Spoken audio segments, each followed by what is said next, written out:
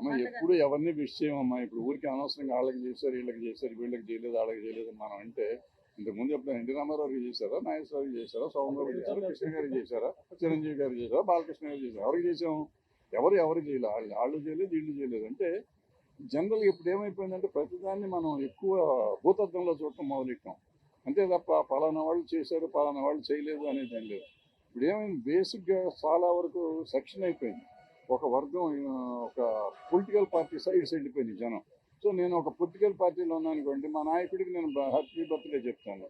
ఇక్కడ ఈ పార్టీ ఉంటే ఇక్కడే చెప్తూ ఉంటారు.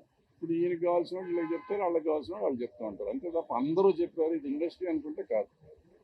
హైదరాబాద్ లో గవర్నమెంట్ తో ఇబ్బంది ఉంది కాబట్టి ఆంధ్రాకి వెళ్ళిపోవాలని ఆలోచనలు అట్లాంటి చర్చలు జరిగినాయి. నాకు తెలిసి ఏం జరగలేదు. ఎవరిని వెళ్తే హ్యాపీగా వెళ్ళి రావచ్చు, తప్పేం లేదు. పంపేం మునిగింది కూడా.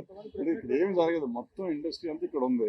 ఇవాళ ఇక్కడి నుంచి ఎవరిని వెళ్ళాలంటే మనకు అక్కడి నుంచి ఇక్కడ తీసుకొస్తాను 40 ఏళ్ళు పైన పట్టింది మాకు.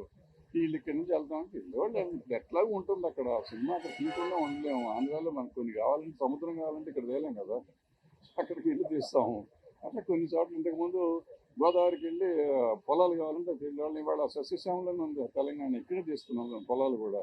సో ఇట్లా అవసరమైతే వెళ్తాం. ఏమో మీలాంటి గొప్ప వాళ్ళు ఎవరైనా సముద్రాన్ని ఇక్కడ తీస్తే సముద్రం కూడా ఇక్కడ తీస్తాం.